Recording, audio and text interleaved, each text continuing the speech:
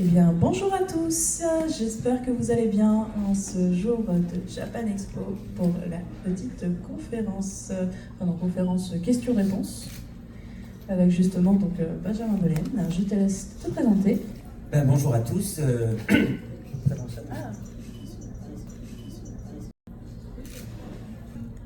Bonjour à tous, je suis donc Benjamin Bollen, je suis comédien et entre autres, on va dire dans mes spécialités en tant que comédien, je fais beaucoup de doublage, j'en fais depuis 15 ans et j'ai la chance depuis 10 ans entre autres de prêter ma voix à Chat Noir et Adrien dans la série Miraculous que vous connaissez peut-être. Peut-être.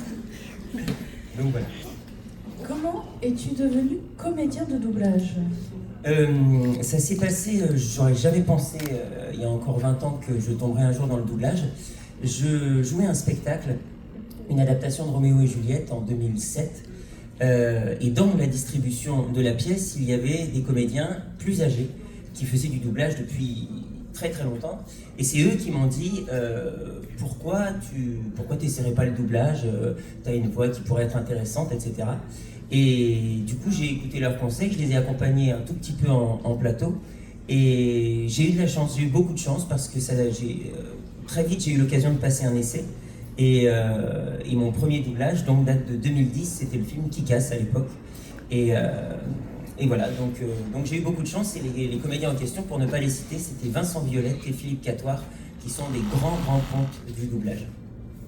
Mais donc souvent, et c'est une question qui est récurrente au niveau du doublage, c'est comment on devient comédien de doublage. Donc déjà, il faut souvent avoir un cursus au niveau du théâtre. Oui, il faut avant tout être comédien, parce que on va dire qu'il y a des fausses images parfois du doublage. On pense parfois que le doublage, c'est juste faire une voix comme ça dans un dessin animé. Non, ça n'est pas que ça. Il y a ça, bien sûr. Mais je prends toujours cet exemple. Il y a quelques années maintenant, j'ai doublé un film pour Arte, un film allemand. Je suis arrivé à Strasbourg, puisque ça se faisait à Strasbourg, et la directrice de plateau, je la connaissais bien, c'était une dame un peu pince sans rire en plus. Et donc, moi j'arrive tout content d'aller faire mon doublage à Strasbourg, et elle me fait Benjamin, là quand même aujourd'hui, attention, parce que c'est quand même un film un peu dur. Oh, Viviane, ça va, allez, on rigole. Et c'était atroce. C'est un film qui se passait dans des maisons de correction en Allemagne, c'est une histoire vraie. Et je faisais le rôle principal d'un garçon qui a été admis dans ces maisons de correction. Et pendant 2 heures de film, je me faisais torturer, violer, je hurlais, je pleurais, etc. Donc voilà, c'est pas que faire des voix comme ça. Et effectivement, il faut savoir jouer la comédie, il faut avoir fait du théâtre, il faut avoir une formation en jeu, en art dramatique. Et puis après, le doublage, je vous dis, moi, c'est arrivé de manière très... je ne l'ai pas vu arriver, en fait. Et le doublage, c'est un exercice particulier du métier de comédien, tout comme le jeu à la caméra en tournage n'est pas le même que le jeu sur scène. C'est 2 approches différentes. Le doublage, c'est encore autre chose. C'est une technique particulière, mais avec une base de comédien. Parce que justement, tu nous disais au début, je suis comédien, mais aussi comédien de doublage. Oui, c'est ça, c'est une spécialité. C'est-à-dire qu'on n'est pas juste comédien de doublage. C'est possible, c'est un choix, mais moi, ce qui me plaît dans mon métier de comédien, c'est justement la variété. C'est-à-dire autant de jouer sur scène, que de tourner, que de donner des cours, que de doubler. Moi, sinon, je m'ennuierais. J'ai fait ce métier pour pas m'ennuyer, et j'ai de la chance, ça se passe bien et je m'ennuie pas. Voilà. Mais du coup, tu es plus quand même salle de théâtre, comédien de doublage. Est-ce que tu fais aussi de l'audiovisuel ? J'en ai fait. C'est pas ce que je fais le plus, parce que j'ai pas voulu orienter forcément ma carrière là-dedans jusqu'à présent, parce qu'après tout, ça peut peut-être changer. Mais j'ai assez peu tourné. Le dernier tournage que j'ai fait, je vais vous dire, c'était il y a un peu moins de 10 ans dans un téléfilm pour France 3 avec Pierre Arditi. Mais vraiment, je tourne assez. Ça dépend des opportunités. Oui, voilà, il faut avoir un agent par exemple. Moi j'en avais un, j'en ai plus. Les tournages, c'est vraiment quelque chose qui relève des agents, en fait. Là où le théâtre, beaucoup moins, et le doublage, pas du tout. Donc voilà, en général, c'est beaucoup de repérage. Il faut déjà avoir une base dans le théâtre pour être comédien de doublage. Donc ça, c'est une question qui est assez récurrente en conférence. Et donc, tu nous as dit que tu interprétais donc majoritairement Chat Noir. Oui, enfin, je vous Ah. dis, ça fait 15 ans, et du 15 coup, ans. j'ai pas mal de personnages que je suis ou que j'ai suivis, et encore aujourd'hui, d'ailleurs, j'en ai de nouveaux comédiens, tout ça. Et du coup, par rapport au début où tu as commencé, donc Miraculous, en tant que chat noir, et maintenant, est-ce que tu t'es attaché au personnage? Ah oui, bien sûr. Parce que déjà, c'est une série qu'on a commencé donc en 2015, et c'était une série super. On a tout de suite vu le potentiel au départ. Moi, ce qui me plaisait en plus, c'est que j'avais un personnage à deux facettes. J'avais à la fois Adrien, que vous connaissez, qui est le garçon le plus joyeux du monde, on va pas se mentir. Bon, en même temps, il a des soucis, on peut pas lui enlever. Et à côté, j'avais Chat Noir, qui était complètement foufou, enfin, qui était vraiment l'opposé d'Adrien, alors que pourtant c'est la même personne. Donc moi, ça me permettait d'avoir une palette de jeux qui était assez importante. En plus, après, on m'a confié d'autres personnages dans la série, Félix, tout ça. Hein. Donc vraiment, pour un comédien, c'est déjà super d'avoir une palette très large de jeux, plutôt qu'une seule direction. Et puis surtout, on a été subjugué par le succès qu'a eu la série, parce que certes, on trouvait qu'elle était super, mais jamais on aurait pu penser qu'il y aurait cette déferlante et ce succès. Donc ça aussi, ça nous a surpris. Et puis voilà, c'est une histoire qui avance. Moi, je découvre les épisodes au fur et à mesure que je les double, donc on découvre l'histoire. Nous-mêmes, on n'est pas au courant de l'histoire. Alors si, j'en sais un peu plus que vous, parce que j'ai doublé quelques épisodes en avance. Mais voilà, mais c'est ça qui est chouette. On avance. Moi, en plus, ça a été une très belle rencontre avec Anouk Aubois, que je connaissais un petit peu, mais on n'avait jamais vraiment travaillé ensemble. Et c'est avec cette série qu'on s'est rencontrés et on est devenus très amis. Voilà, c'est presque une famille maintenant, Miraculous, au niveau du doublage. Et puis bon, c'est quand même 10 ans de votre vie, quoi. 10 ans de votre vie, c'est pas rien. Donc des personnages que vous suivez pendant 10 ans, et a priori c'est amené à suivre, puisqu'on nous a parlé de 10, 11, 12 saisons, vous imaginez. J'espère que ça ira encore. Donc on va avoir Chat Noir de l'adolescent jusqu'à la maison de retraite. Le problème, c'est qu'il vieillit moins vite que moi. Donc, c'est un peu le souci, mais j'ai bon espoir de garder encore un petit peu cette voix légère. Oui, et pas devoir attendre de te faire remplacer Oh et que tu sois à la maison de retraite. Non. Mais donc, du coup, tu nous spoil un peu sur le fait qu'il y a encore quelques belles années à venir. A priori, je dis bien a priori parce que tout ça est toujours soumis aux lois du succès, aux lois des diffuseurs, aux lois des clients, tout ça. Mais on nous a annoncé qu'il y aurait encore beaucoup de saisons. Donc, voilà, si tout va bien, si tout marche bien, il y en aura encore beaucoup. Vous avez la petite information en preview. Je ne sais pas lire sur les lèvres. C'est pas un spoil. D'accord. Bah écoute, moi je ne suis pas au courant de tout ça, je suis vraiment neutre à ce niveau-là, je découvre en même temps que tu nous en parles, puisque moi j'ai l'habitude d'être présentatrice, je fais pas mal de comédiens de doublage, etc. Tout ça. Mais c'est vrai que du coup c'est la première fois que je te rencontre. Tout à fait.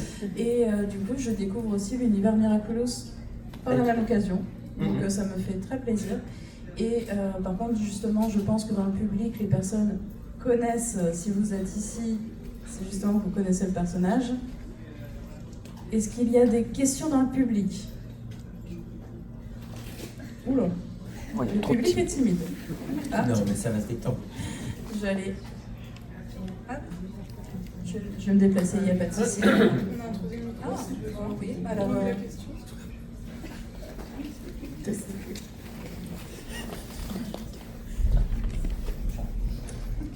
Bonjour. Bonjour. Merci pour votre intervention. Ma question est que ici, dans le cadre de Miraculous, est-ce que c'est Adrien Astruc qui vous a demandé de Thomas Astruc. Non, pas de souci. Thomas Astruc qui vous a demandé de faire une certaine voix pour Adrien et Chat Noir, ou il vous a demandé à vous de créer une voix qui vous semblerait appropriée pour le personnage? Ça a été un petit peu des deux. Thomas avait une idée assez précise de ce qu'il voulait. Il était tout le temps là dans les premiers enregistrements. Il n'est plus là forcément toujours aujourd'hui. Mais même si parce que bon, il a délégué, c'est plus toujours lui maintenant, il y a d'autres personnes. Mais au tout début, il était très présent et il avait une idée quand même assez précise de ce qu'il voulait. Alors, on a passé des essais, il faut savoir. Hein, je ne suis pas débarqué comme ça sur Miraculous. On a passé des essais. J'ai proposé une voix, qui apparemment n'a pas déplu puisque j'ai eu la chance d'être choisi. Et après, en plateau, il était là pour... on a ajusté les choses. C'est-à-dire qu'effectivement, voilà, la voix d'Adrien par rapport à la voix de Chat Noir, est-ce qu'elle est similaire? Est-ce que vraiment on peut se permettre une grande différence, des inflexions qui sont vraiment différentes? Et j'ai proposé, mais Thomas avait une idée assez précise, donc il m'a quand même orienté vers là où il voulait que j'aille à partir de ma proposition. Merci beaucoup. Oula. Tout le monde a eu le temps de réfléchir à sa question. Bonjour Benjamin, c'est un honneur de vous rencontrer aujourd'hui. Et moi, c'est un plaisir de vous rencontrer. Merci. J'avais une question sur une de vos réactions sur la série, notamment le passage où vous découvrez que Adrien, Kagami sont pas vraiment des êtres humains mais des anti-êtres. Quelle était votre réaction dans ce passage ici? On est toujours assez, comment dire, comment expliquer? Du coup, tu vis le... Oui, on vit les choses vraiment au fur et à mesure. Alors, il faut aussi savoir qu'il y a quelque chose, voilà, que vous voyez les épisodes les uns après les autres. Nous, généralement, il peut se passer 1 mois, 2 mois avant de doubler les 2 épisodes suivants, parce qu'on fait ça par 2 épisodes. Parfois, on les double même pas dans l'ordre. Donc, si vous voulez, c'est en fonction des épisodes qui sont prêts. Voilà. Donc, c'est pas toujours non plus évident. Alors, nous, on nous explique les choses, mais comme parfois on a des éléments qui nous manquent parce qu'on n'a pas forcément doublé les épisodes d'avant, c'est au niveau des découvertes, elles sont un petit peu, comment dire, Tu vois que t'as parti. elles sont moins fortes, quoi, parce que justement, alors attends, parce que, alors il était comme ça, oui, ah oui, mais alors attends, parce qu'avant c'était, etc. Donc c'est pas comme si tout d'un coup on découvre, oh purée, c'est, voilà. Mais néanmoins, c'est toujours, on aime bien quand il y a ce genre de rebondissement, parce que ça permet de rebondir, d'avoir un relief de jeu qui est chouette tout d'un coup, où on n'est pas dans quelque chose d'habituel, un truc un peu, comment dire, monotone. Non, et là, il y a des péripéties, il y a des nouvelles choses. Donc pour nous, on est très friands de ce genre de découverte, parce que ça nous nourrit en tant que comédien pour le personnage. Merci beaucoup. Je vous en prie.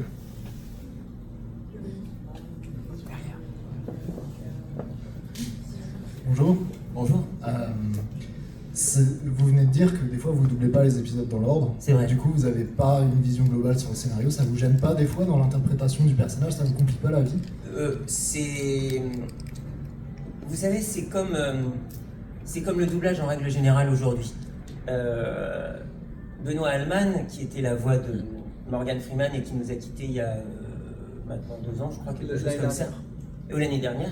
Benoît expliquait dans une interview, et moi j'ai pas connu ce temps-là, que quand on doublait des films, c'est-à-dire des 35, même pas d'animation, les comédiens avaient la chance de voir le film entièrement avant, en version originale, et ensuite ils le doublaient. Donc ils avaient une vision globale, et c'était hyper confortable. Enfin, c'était même, je dirais, essentiel, parce que pour essayer de doubler correctement le personnage, c'est quand même mieux d'avoir une vision globale de la chose.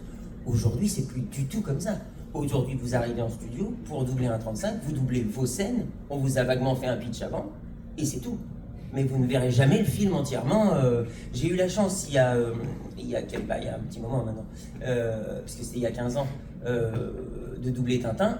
Pourtant, Tintin de Spielberg, quoi. J'ai pas vu le film à l'avance en entier, je doublais les trucs au fur et à mesure, et encore parfois même pas dans l'ordre, parce que c'était en fonction des trucs qui étaient déjà prêts, etc. Donc bon, après c'est notre boulot, à nous de nous adapter et de faire qu'on nous fait un pitch, et puis on se dit ok, très bien, bon voilà. C'est sûr que ce serait plus confort d'avoir la vision globale de la chose, mais malheureusement c'est pas toujours possible pour des raisons logistiques et pour des raisons de... Donc on s'adapte et on essaye de faire au mieux en fonction des... Parce qu'en plateau par contre, on a toujours quelqu'un de la prod, donc généralement c'est le réalisateur actuel, c'est Wilfried, qui est avec nous et qui nous explique, qui nous dit oui alors là j'aimerais plus comme ça parce que tu comprends, après il va se passer ça, donc ah d'accord, ok. Et c'est lui qui nous dit, en plus bien sûr du directeur ou de la directrice de plateau qui est avec nous. Ouais, c'était un peu, si je peux poser une question un peu suivante, Bien c'était sûr. Du coup au niveau de l'interprétation du personnage, c'est un peu un mix entre vous qui donnez vraiment votre voix et là où on vous dirige et on vous guide. C'est tout. Enfin, Oui, c'est une création un peu collective finalement. Ah toujours, mais de toute façon en tant que comédien vous créez toujours collectivement. C'est-à-dire que par exemple, je vais prendre l'exemple même du théâtre. Au théâtre, voilà, on vous appelle pour jouer un spectacle, vous êtes retenu pour jouer un rôle dans un spectacle, vous faites une proposition, c'est-à-dire que vous proposez, voilà, et après le metteur en scène, lui, vous dit « Ah non, un peu plus comme ça, un peu moins comme ci, un peu plus comme ça, un peu moins comme ci », et puis c'est lui qui finalement a le dernier mot et qui vous dirige. Mais on part toujours d'une proposition qui est ensuite, on va dire, sculptée par le metteur en scène, et puis vous pouvez, vous aussi, dialoguer avec en disant « Oui, mais moi je pense que... Ah oui, mais c'est un dialogue permanent ». Et d'ailleurs, généralement, ce sont les meilleurs... selon moi, mais bon, ça n'appartient qu'à moi, les meilleurs résultats, c'est quand il y a vraiment un échange entre le directeur de plateau ou le réalisateur ou le metteur en scène et le comédien, et que c'est un dialogue qui s'enrichit. J'avais fait un dessin animé pour Netflix qui était vachement bien, qui s'appelait Dragon Quest, je crois. Donc c'était pas du tout de la création, c'était un dessin animé étranger, voilà, et j'avais la chance de prêter ma voix au personnage principal. Et avec la directrice de plateau, je me souviens, c'était génial parce que je faisais une proposition, elle me donnait des indications, elle disait plus comme ci, moins comme ci, plus comme ça, on réessayait. Et puis moi je me disais, peut-être que je peux proposer autre chose. Et elle était toujours à me dire, bah oui, vas-y, propose. Je reproposais autre chose, et après elle de me dire, bah non, tu vois, je préférais ce que tu avais fait avant, ce que je t'avais dit. Ou au contraire, ah bah non, t'as raison, c'est mieux ce que t'as fait. Mais c'était toujours, on avançait comme ça, et c'était hyper enrichissant, parce que du coup, on se faisait confiance mutuellement. Parce qu'en fait, la base, c'est la confiance. Après, peut-être que l'avantage aussi, c'est que, alors là où du Miraculous c'est entièrement français, tu n'as pas de base. Et on a, si, on a des bases, parce qu'ils partent de l'anglais. D'accord. Ça peut paraître fou, c'est français, mais ce sont des textes français qui sont traduits en anglais. Donc les voix anglaises sont enregistrées, et ensuite on réadapte en français, et on arrive après. Ne me posez pas la question de la logique, sans doute elle est économique, et sans doute c'est mieux de partir de l'anglais. Mais c'est vrai que c'est un peu idiot de faire du français adapté en anglais qui est réadapté en français après. Parce que du coup, c'est vrai que là où tu peux déjà te donner une base, quand tu as un acteur dont tu veux par exemple doubler sur encore que en dessin animé, c'est parfois un peu... ça dépend. Oui, il y a des fois des bases... mais bon, là, en plus, le dessin... Nous, il faut savoir que quand on travaille sur Miraculous, l'image n'est pas définitive. On n'a pas les images définitives, alors c'est un peu plus que des animatiques, c'est quand même animé, mais il n'y a pas les couleurs, il n'y a pas... parfois l'animation n'est pas totalement finie. Donc bon, voilà, chacun y va un peu... on suit toujours un peu l'anglais, mais on a quand même notre savoir-faire français qui prime un petit peu là-dessus. Il y a le monsieur juste devant qui a une question. Alors, bonjour Benjamin, merci de ta présence. Attends, le micro arrive. Bonjour Benjamin, merci beaucoup de ta présence. Merci à vous. Je voulais savoir, après 5 saisons, la 6e a eu une refonte graphique, même au niveau du générique. Je voudrais savoir, qu'est-ce que tu en penses de cette refonte graphique ? En fait, le souci, c'est que je vous dis, quand on enregistre, on la voit pas vraiment, la refonte graphique, parce qu'en fait, tout n'est pas totalement terminé. Néanmoins, j'ai vu des images, bien sûr, et je la trouve assez chouette, c'est bien, ça avance, il faut quand même un renouveau au fur et à mesure. On ne trahit pas ce qui s'est passé avant, ça avance, l'histoire évolue, l'histoire avance, les graphismes avec, et alors peut-être bien sûr il y en a parmi les fans qui ont pu être déroutés, d'autres au contraire, mais ça après c'est un parti pris, et nous ça ne nous appartient pas en tant que comédien de doublage, donc voilà, moi je trouve que c'est chouette, ça avance, ça évolue, les personnages évoluent, il y a de plus en plus de personnages aussi, il y a de plus en plus on n'est plus que sur Ladybug et Chat Noir, il y en a plein d'autres qui arrivent. Des nouveaux venus. Et ça des nouveaux venus, il y en a. Chat Noir est moins là, ça va pas du tout. Merci pour ta question. Je vois qu'il y a des mains qui se lèvent derrière.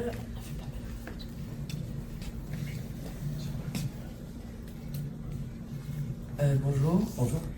Si vous personnellement vous pouviez choisir un Miraculous, lequel vous choisiriez? Si je pouvais choisir un Miraculous, Oui. alors je vais être tout à fait le mien.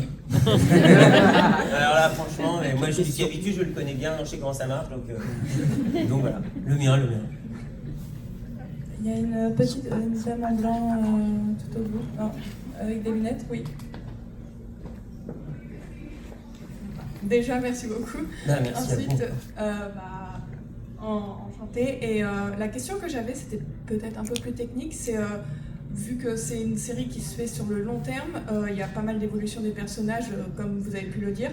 Comment votre jeu il a évolué en conséquence, surtout que maintenant avec tous les personnages différents que vous doublez, compliqués Déjà, naturellement, quand je revois les tout premiers épisodes qu'on doublait, je trouve que oui, le jeu a évolué parce que petit à petit, au fur et à mesure, c'est un peu comme une pièce de théâtre, c'est-à-dire que plus vous la jouez, plus vous trouvez de nouvelles choses, ou votre jeu s'approfondit un petit peu, voilà, il y a quand même un côté, je suis plus à l'aise aujourd'hui que quand j'ai démarré la série il y a 10 ans, parce qu'on savait pas trop où on allait. Là maintenant, les personnages, j'ai envie de dire que Chat Noir et Adrien, c'est des vieux compagnons de route, quoi, c'est presque des collègues. Donc voilà, il y a le jeu, il évolue forcément comme ça, et puis après, c'est sûr que quand par exemple Félix est arrivé dans la série, qui est donc le cousin d'Adrien, et qui avait au départ un fond assez noir, donc il fallait quand même qu'il ait la même voix, donc c'est la même voix, mais comment je vais essayer de faire pour lui donner un fond quand même un peu plus sombre. Donc on a essayé de le différencier. Puis alors finalement Félix, on sait pas, donc il a fallu, on sait pas s'il est si méchant que ça, donc on revient. Alors bon, c'est un peu voilà.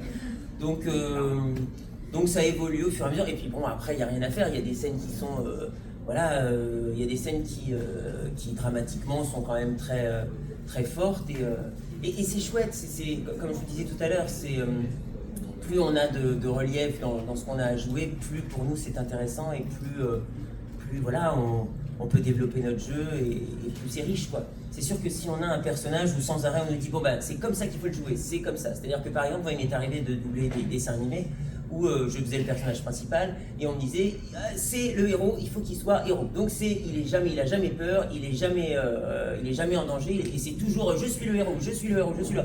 Bon, c'est sûr que c'est toujours intéressant de jouer un personnage, mais il y a moins de relief, donc c'est dommage. Alors que là, dès qu'il y a un événement, le personnage évolue, se complexifie, et c'est ça qui est chouette, quoi. J'espère être clair quand je vous réponds. Si je ne le suis pas, surtout dites-moi. J'enchaîne avec une deuxième toute petite question. Niveau préparation, je sais qu'il y a une chanson, niveau préparation, c'était comment? Une chanson, pardon? Il y a une chanson dans Miraculous que... Il n'y en a pas eu qu'une.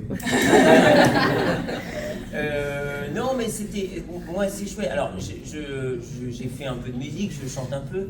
J'ai pas la prétention de dire que je suis chanteur. Je suis un comédien qui chantouille dès que ça peut chanter. Après, j'ai fait des spectacles où je chantais sur scène aussi. Mais bon, voilà. Et donc, les chansons... Moi, j'aime bien, alors j'essaye de faire du mieux que je peux, je sais pas si je le fais toujours bien, mais voilà, c'est des bons souvenirs, les chansons. Enfin, moi, j'ai toujours pris beaucoup de plaisir à chanter, et je vous dis, j'espère juste que le résultat est au rendez-vous, mais en tout cas, je me suis toujours bien amusé, oui. Donc, est-ce que ces chansons vous plaisent? Oui. Écoute, tu vois. Vous êtes gentil, je reviendrai. Du coup, tu peux passer le micro juste à côté. Bonjour. Bonjour. Je suis ravi de ta présence, et puis je tiens à saluer ton travail sur la série, parce que vraiment tu as réussi à donner de la densité à beaucoup de tes personnages. Et ma question est assez connexe à celle qu'a posée ma voisine. Ouais. J'ai une amie avec qui j'ai parlé récemment de chant, elle m'a expliqué comment ça marchait au niveau de la voix, etc., au niveau assez technique. C'était encore différent au niveau du doublage. Mais justement, j'aimerais savoir comment tu arrives à te représenter justement les différentes techniques dont tu as abordées pour arriver à différencier tes différents personnages, donc Adrien, Chat Noir, Félix, au fur et à mesure. Comment tu te représentes ça mentalement, et comment tu arrives à appliquer C'est pas tant technique, en fait, je crois qu'il faut pas trop réfléchir. Voilà, Félix est arrivé, par exemple, puisque ça a quand même été une différence assez marquante à ce moment-là. Adrien, généralement, c'est vrai qu'il a... c'est un garçon, comme je disais tout à l'heure, qui a des soucis, et donc qui est assez mélancolique, qui a beaucoup de vagues à l'âme. Donc naturellement, je vais essayer de parler plus doucement, et puis d'être comme ça, quoi. Marinette, mais voilà. Là où Félix, je vais lui mettre des graves, par exemple. Ah oui, tu vois. Et pourtant, c'est la même voix, sauf que j'ai mis un peu plus de graves, mais j'ai pas réfléchi, je me suis pas dit, tiens, je vais mettre des graves. C'est-à-dire que tout d'un coup, j'ai un texte, je vois un petit peu comment c'est à l'écran, naturellement, j'essaie de sortir quelque chose, et voilà. Mais c'est pas intellectualisé, je me dis pas, oh là là... Alors si, il y a des fois, c'est quand même on a parfois ce genre de problème avec Miraculous sur certaines scènes où Chat Noir, donc Chat Noir, donc par rapport à Adrien, il parle avec des inflexions de voix comme ça, il monte dans les aigus, il redescend dans les graves, etc. Mais il y a des fois, Chat Noir est dans des situations où il est un peu triste. Et c'est difficile d'être triste en ayant une voix comme ça, c'est un peu compliqué. Donc naturellement, je reviens vers quelque chose d'assez plat. Oui, mais là, le souci, c'est, ah oui, mais là, ça fait trop Adrien. Et oui, mais donc du coup, comment faire quoi? Parce que néanmoins, je peux pas. Donc c'est un travail avec le réalisateur où on se dit bon, cette réplique-là, tu peux peut-être te permettre une inflexion, celle-là non, on reste. Alors tant pis, ça ressemble un peu à Adrien, mais juste après, on va faire que. Voilà, c'est là où éventuellement ça peut être un peu technique. Mais sinon, non, faut surtout pas réfléchir, faut s'amuser. Parce que c'est quand même la base de notre métier. On a de la chance de faire un métier où on s'amuse. Alors du coup, tu peux aussi donner le micro à ta voisine en Mao. Bonjour. Bonjour. Moi j'ai une question vis-à-vis du doublage dans les jeux vidéo, parce que je vous connais de là, principalement. Est-ce que vous aimez ça déjà? Et est-ce qu'il y a des différences de façon de faire, oui, de technique? C'est très différent le jeu vidéo. Le jeu vidéo, alors je prends beaucoup de plaisir moi à en faire, j'aime beaucoup ça. En doublage, on va dire normal, voilà, comme sur Miraculous ou voilà. Vous avez donc un écran avec une bande, ce qu'on appelle une bande rythmo en dessous, le texte qui défile, voilà, le marqueur, et puis vous dites la phrase quand elle arrive sur le marqueur, etc., etc. Et donc vous voyez les scènes, vous voyez les personnages, vous avez une image. En jeu vidéo, vous êtes dans une petite cabine, vous avez deux téléviseurs, enfin deux écrans devant vous. Vous en avez un avec un fichier Excel et des fichiers, enfin des phrases, ou des blocs de phrases, ou carrément des paragraphes qui sont dans ces cases. Et en dessous, vous avez l'écran K, l'ingé son, hein, vous avez une duplication de cet écran-là. Et c'est un Pro Tools, c'est-à-dire que c'est le logiciel de son, quoi. Et donc là, vous avez un marqueur qui avance avec une forme d'onde de la voix anglaise, donc, enfin, ou de la voix japonais si c'est japonais, etc. Donc vous avez une forme d'onde un peu comme si vous faites de la physique, ou, je me souviens plus, c'est peut-être très vieux, mais enfin voilà quoi. Et du coup, donc, le marqueur avance. À vous de vous débrouiller pour que le début de votre phrase ou de votre paragraphe commence sur le début de la forme d'onde. Vous avez le curseur qui avance, qui avance, qui avance, qui avance, et à vous de vous débrouiller pour que la fin de la phrase ou du paragraphe ce soit à la fin de la forme d'onde. Donc c'est un peu compliqué parce que vous n'avez pas vraiment de repères. Donc c'est pour ça qu'il y a des fois, si c'est des gros paragraphes, vous démarrez, et puis à un moment, vous dites, ah mince, il me reste ça pour dire, pour faire 4 lignes, ça va être compliqué. Voilà. Mais par contre, c'est très intense le jeu vidéo parce que vous pouvez faire, je vais dire une bêtise, mais vous pouvez faire des milliers de fichiers dans la journée. C'est-à-dire que vraiment, ça peut être très très... et vous êtes tout seul et ça enquille. Donc c'est assez physique. Mais moi j'aime beaucoup, ouais. Mais il n'y a pas de rythme, il n'y a pas de bande rythme en jeu vidéo. D'accord, merci beaucoup. Je vous en prie. Est-ce qu'il y a d'autres questions? Ah, je vois monsieur juste là. Ici. Derrière le poteau. C'est pour ça que tu ne le vois pas.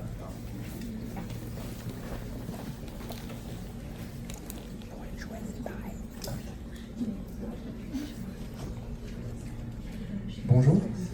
Une question un peu technique. Est-ce qu'il vous arrive de faire des sessions d'enregistrement avec d'autres comédiens de doublage également, notamment la voix de Marinette, ou c'est forcément seul? Non, mais au départ, c'était principalement, on était rarement seul à la barre. Moi, quand j'ai démarré il y a 15 ans, enfin 16 ans maintenant, on était rarement seul à la barre. Puis, il y a eu un virus, je sais pas, le quelque chose qui est arrivé, et ça a été un peu le bazar parce que là, tout d'un coup, oui, on s'est mis à enregistrer souvent seul. Et c'est une mode qui a un peu perduré suite au Covid, mais ça revient. Là, par exemple, les dernières sessions d'enregistrement de Ladybug, enfin de Miraculous, j'étais toujours avec Anouk. Donc, et c'est sûr que c'est plus jouissif parce que au niveau du jeu, on se répond, c'est plus riche, quoi. Si vous nous enregistrez seul, pour peu qu'elle soit pas venue avant, vous n'avez pas ce qu'elle a enregistré. Et même si elle est venue avant, vous ne l'entendez pas forcément quand vous enregistrez. Donc pour répondre, c'est pas toujours évident. Voilà. Et c'est surtout que ça dépend aussi du planning de chacun. Ça dépend du planning de chacun, c'est vrai. Mais même il y a des, ouais, c'est une mode qui est un peu restée. Mais c'est en train de s'inverser un petit peu. Parce que moi j'ai des souvenirs d'il y a 16 ans où on pouvait être 3-4 à la barre, quoi. C'était un truc qui se faisait. Et c'est vrai que c'était plus sympa. Ne serait-ce que pour des...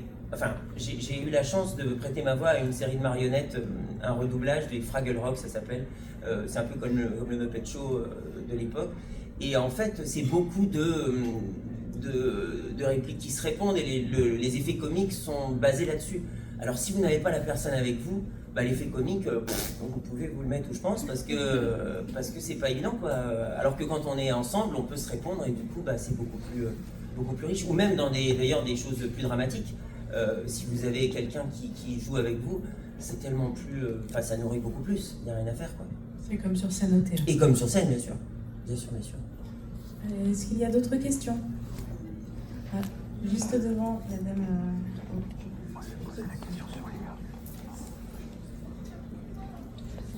Deuxième rang.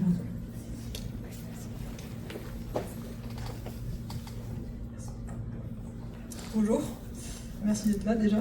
Merci à vous. C'est vrai que comme vous l'avez dit déjà, Adrien c'est un personnage assez triste à la base, qui a un fond assez triste. Et surtout depuis le début, depuis la saison 6, où là c'est carrément la dépression on va dire. Ça va pas fort, je vous cache pas que ça va pas fort. Mais du coup c'est un peu lié à la question d'évolution, mais est-ce que toi tu préfères le jouer de cette manière-là ou est-ce que c'est plus difficile? Enfin, qu'est-ce que tu en as pensé de cette évolution-là? Non, en fait, le fait qu'il soit dans cet état-là, ça relève d'événements de péripéties qui sont arrivés et ça a donné lieu à des très très belles scènes d'émotion. Donc voilà, ce sont des très très belles scènes. Alors là, par exemple, typiquement, ce sont des scènes, si je suis avec la personne qui est en face de moi, souvent c'est quand même Anouk, ça aide parce que tout d'un coup, on est dans quelque chose, on se dit, waouh, c'est vachement beau, ça se répond, tout ça. Donc dans ces cas-là, voilà, ça donne lieu à de très belles scènes d'émotion. Et après, il y a eu aussi des scènes plus romantiques, entre guillemets, qui étaient tout aussi belles, où il était plus naïf, moins triste et peut-être plus naïf. Et puis il y a toujours Chat Noir avec ses blagounettes, pas toujours drôles d'ailleurs, mais et son caractère que j'adore, moi, qui en fait des caisses. C'est ça en fait qui est bien avec ce personnage, c'est que je peux jamais m'ennuyer en fait. Il y a Adrien, mais il y a aussi Chat Noir, donc au final, la palette de jeu est tellement grande que c'est trop bien en fait. Moi j'ai ma nourriture en fait, on se nourrit de ça et voilà, là c'est bon, je suis bien nourri. Merci. Merci à vous. Alors, est-ce qu'il y a une madame juste devant, avec une magnifique robe style Ladybug? Merci. Bonjour. Bonjour. Aïe. Déjà, merci de cette intervention. Je vous suis depuis... Oh là là. En fait, j'ai appris le français grâce à la série. Et je suis en France grâce à cette langue. Bravo, parce que vous parlez super bien français. Merci. Ah non, mais vraiment. Du coup, j'ai appris le français... Vous êtes de quelle origine, pardon? Nicaraguayenne. D'accord. Du Nicaragua. Donc, j'ai appris le français en écoutant votre voix. Et du coup, je suis un peu... Voilà. Bon, déjà, merci pour ça. J'avais une question parce que je suis un peu votre travail dans plusieurs fandoms. Il y a Trollhunters aussi, oui, que je suivais. Je sais que vous faites la voix de Toby. Je voulais savoir qu'est-ce que tu as pensé de la fin de la trilogie quand il est devenu le nouveau Trollhunter. Ah là là. Tu me parles là d'une... Enfin, on se tutoie. Tu me parles là d'une série qui m'a beaucoup... On parlait tout à l'heure des personnages qui sont marquants et qui m'ont marqué dans ma carrière. Alors, Trollhunter, c'est vraiment une série qui m'a marqué. Et j'ai été très très triste quand ça s'est arrêté, parce que quitter un personnage comme Toby, je m'y étais énormément attaché. Ça a été assez dingue, c'est le dernier film, c'est ça Oui.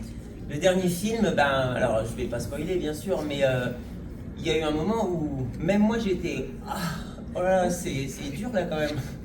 Et puis non mais enfin moi j'ai trouvé ça super et je regrette que ce soit fini parce que vraiment ça fait partie des personnages comme Adrien Chat Noir bien sûr qui m'ont marqué et qui resteront gravés dans ma mémoire.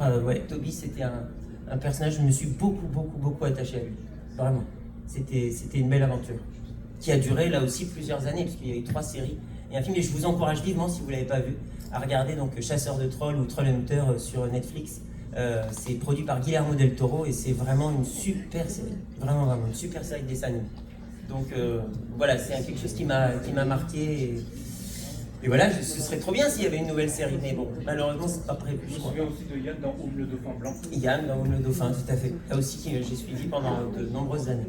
Idéfix. Idéfix aussi. Méliodas, bien sûr. Méliodas là aussi. Robin des Bois. Ouais. Robin des Bois. Robin des Bois. Robin des Bois. Idéfix. Idéfix, vous connaissez mieux ma carrière que moi. On en parle des jouets? Ah non, les jouets, non, c'est autre chose. Ah, moi je veux savoir. Non, parce que là aussi, le métier de comédien et le métier, enfin la spécialité dans la voix, elle a plusieurs comment dire, là encore plusieurs catégories, on va dire. Donc il m'arrive de doubler des films, il m'arrive de doubler des dessins animés, il m'arrive de doubler des séries animées, des jeux vidéo, de faire des voix pour des documentaires, de faire des voix pour des pubs, mais aussi d'enregistrer des livres audio, puisque j'ai la chance depuis un certain temps d'enregistrer tous les Percy Jackson en livre audio, et également de faire des voix pour des jouets. C'est-à-dire que quand vous avez votre petit-neveu qui a une petite voiture où vous appuyez sur un bouton et qu'il y a une voix qui fait « Appuie sur la touche violette, chante avec moi ». C'est moi. Et au dernier réveillon de Noël, je vous jure que c'est vrai, le dernier réveillon de Noël, à minuit et quelques, j'avais 4-5 messages de potes qui me disent « Je te déteste, je te déteste ». Parce que j'ai fait la voix, parce qu'il y a eu en plus un reportage d'un espèce de petit dinosaure où on lui mettait des trucs dans la bouche et puis voilà. Et c'était moi qui faisais la voix du dinosaure. Il n'en pouvait déjà plus. Un quart d'heure après que le petit ait joué, c'était insupportable. Alors, je suis vraiment ravie qu'on termine justement ce question-réponse. C'était une anecdote vraiment incroyable. Alors, il nous reste quelques minutes. Tu as une question à poser? Je crois qu'il y avait une question là-bas aussi. Il faudra que ce soit des questions quand même assez courtes. Je vais aller vite, parce que je prends moi aussi, je réponds. Je fais des réponses beaucoup trop longues. Moi, je veux parler du sujet de l'IA et de ce que tu en penses, surtout avec Touche pas ma VF. J'allais justement aborder le sujet en conclusion. Voilà, vous vous doutez de quel côté je vais me ranger. On se dirige tout doucement vers une société où pas que les comédiens de doublage, beaucoup de gens vont être remplacés par l'IA. On va arrêter de se voiler la face, alors ce sera dans un délai plus ou moins long. Nous, effectivement, on est un petit peu en première ligne. Voilà, moi je rejoins ce qu'a pu dire Olivia Lucioni, ce qu'ont pu dire des comédiens, Pascal Chemin, Brigitte Lecordier qui est là, etc. Est-ce qu'on veut vraiment que les dessins animés, par exemple, que les enfants ou même des adultes, ou même des jeunes adultes comme vous regardent, soient doublés par, soit doublés par des voix de synthèse sans humanité? Moi, quand je suis arrivé dans le doublage au tout début, j'ai rencontré des personnes dans les couloirs, ça c'est génial, au début j'arrive, il y a 16 ans dans les couloirs de dubbing ou d'autres studios, et je vois des gens, je ne peux pas, avec un physique tout à fait lambda, tout d'un coup ils ouvrent la bouche, oh là là, oh j'ai Julia Roberts là, oh j'ai Bruce Willis là, oh j'ai la voix de Maléfice dans La Belle au Bois dormant de quand j'étais petit qui est juste là, et c'était fabuleux, mais ils ont mis tout leur cœur dans ces doublages, et j'ose espérer qu'on essaye encore de le faire aujourd'hui. Une machine ne pourra jamais faire ça, en tout cas, si elle le fait, ce sera une imitation et ce ne sera pas réel, quoi. On est tous humains, on a tous des émotions, et si on nous prive de ça, on nous prive de ce qui fait notre singularité en tant qu'être humain, quoi. Donc ce serait terrible. Ça veut dire que c'est l'avènement des machines et que c'est l'avènement de la science-fiction et de tous les films très, très effrayants qu'on a pu voir. Donc, vous avez du pouvoir en tant que public en donnant votre avis et en disant non, on ne veut pas que les voix soient des machines, soit des voix d'ordinateur. On veut des vraies personnes. Et encore une fois, ce qui est valable pour nous en tant que comédiens de doublage sera valable aussi peut-être pour des métiers que vous exercez vous. On va vous remplacer, on va dire t'es bien gentil, tout ce que tu as fait depuis 20 ans, on est bien content, maintenant on va mettre une machine, puis toi va voir ailleurs si j'y suis. Et voilà quoi. Donc vraiment, et Touche pas à ma VF, qui est ce collectif qui a été créé entre autres par Brigitte, par Pascal Chemin et par d'autres gens, par l'association Les Voix. N'hésitez pas à le rejoindre, n'hésitez pas à liker les pages parce que ça peut vous paraître insignifiant, mais je vous jure que ça ne l'est pas du tout. En tout cas, merci beaucoup. Merci Benjamin d'avoir pris le temps. Je voudrais juste finir là-dessus, ça durera 30 secondes, enfin 1 minute. Vous me dites depuis tout à l'heure, merci d'être là. Moi, je vous remercie, vous, parce qu'encore une fois, sans vous, je ne serais pas là, en fait. C'est vous qui avez cette générosité, qui nous suivez. Et encore une fois, moi, en tant que comédien et en tant qu'artiste, s'il n'y a pas le public, s'il n'y a pas des gens aussi bienveillants, aussi gentils et aussi avenants que vous, je ne serai pas là. Alors merci à vous. Et ce n'est pas de la fausse modestie, ou ce n'est pas de, je ne dis pas ça pour être dégoulinant de bons sentiments, mais vraiment, je vous remercie infiniment de votre gentillesse et de votre fidélité. Parce que ça me touche énormément et que quand on fait du doublage, on n'a pas de retour sur notre travail tout de suite. On l'a par le biais de ces événements et de voir vos questions et votre participation et votre gentillesse, ça fait chaud au cœur. Alors voilà, vraiment merci beaucoup. Merci pour le remercier justement. Merci à tous. Il a un planning qui est quand même assez chargé sur la journée. Je ne sais pas du tout ce que je vais faire. mais je vais regarder. Et voilà. Mais peut-être qu'on se retrouvera, aux dédicaces, ou peut-être qu'on se retrouvera.